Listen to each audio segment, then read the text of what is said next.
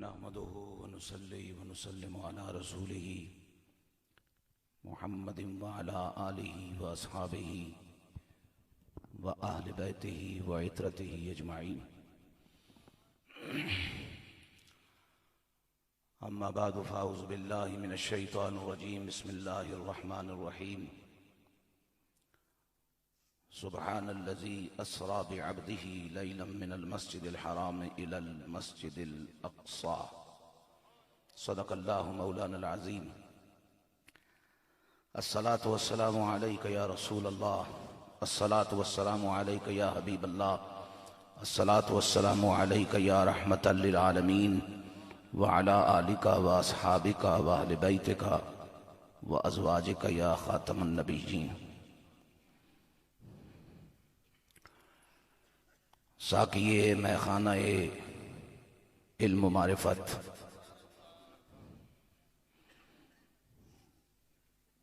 بے چاروں بے سہاروں کے لیے سایہ رحمت،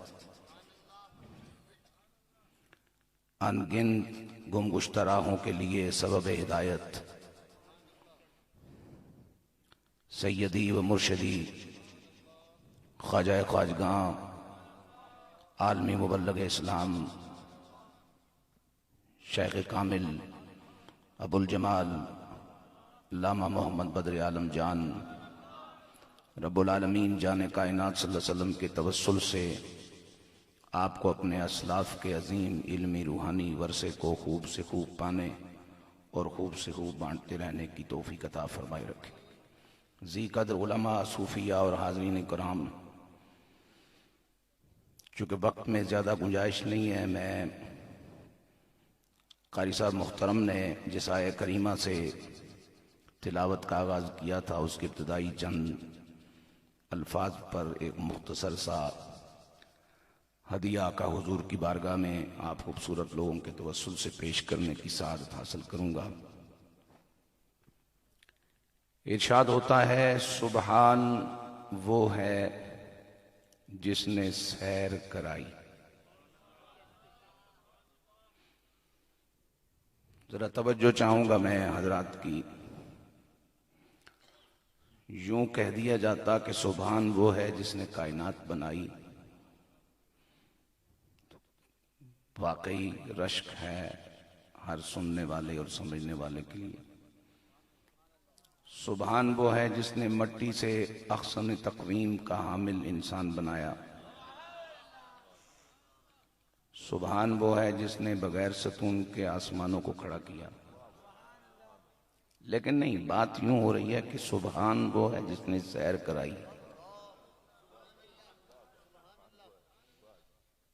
بظاہر سیر کرنا کتنا سا عمل ہے. آپ میں سے کوئی میرا مہمان ٹھہرا یا میں آپ کا مہمان ٹھہرا، اسلام آباد کے مختلف مقامات کی سیر کرنے کا موڈ ہے. صبح میں دفتر کے لیے نکلا یا آپ نکلے تو آپ نے مجھ سے یا میں نے آپ سے کہا جی کہ میرے لیے چھٹی کرنا ممکن نہیں ہے، میں نے بچے کی ڈیوٹی لگا دی ہے، گاڑی کا انتظام ہو چکا ہے، بچہ آپ کے ساتھ جائے گا اور مختلف مقامات کی سیر آپ کو کرا دے گا. بھئی اتنی بات ہے نا، سیر کرنا. لیکن یہاں سبحان سیر کرا رہا ہے.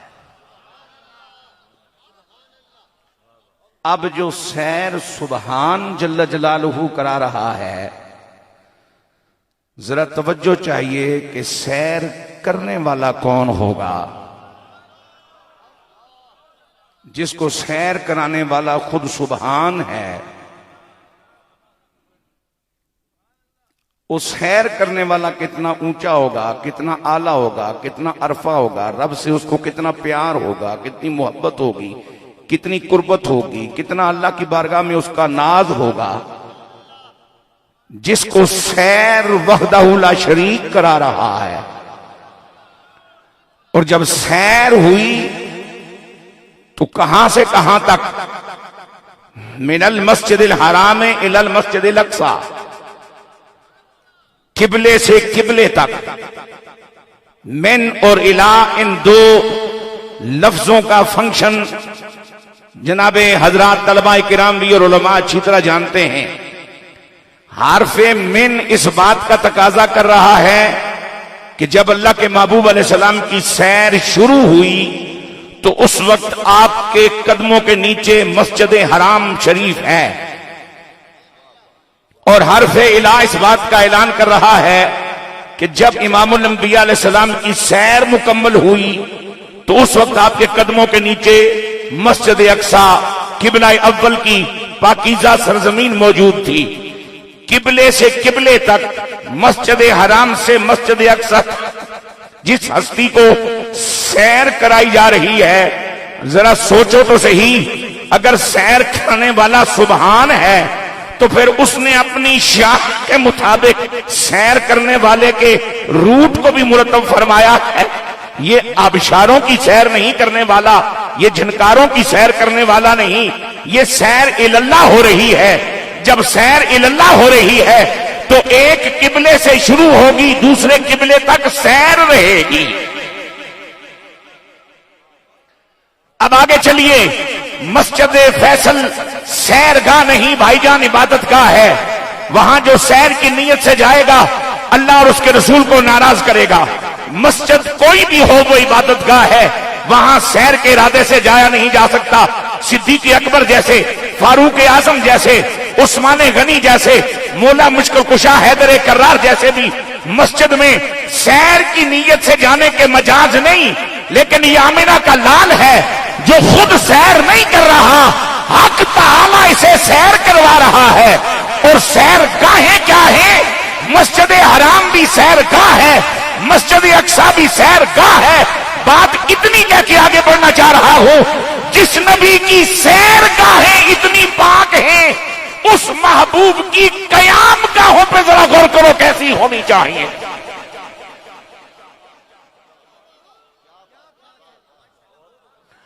اور اگر قیام گاہوں کی عظمت کا، طہارت کا، تقدس کا کوئی تصور آپ کے پلے پڑا ہے تو پھر اگلی بات یہ کہنا چاہتا ہوں کہ پھر ان نبوی قیام گاہوں میں کملی والے کے خرچے پر رسول اللہ کے نکاح میں رہنے والی ازواج رسالت مآب مومنوں کی مائیں کتنی اعلیٰ ہونی چاہیے۔ شاہ نصیر نے کہا تھا کہ قرآن میں ازواج نبوی امت کی مقدس مائیں ہیں، ابناء و بنات آقا کے شہزادے اور شہزادیاں، ابناء و بنات سارے آنکھوں پر، ابناء و بنات سر آنکھوں پر، شان زہرا سبحان اللہ۔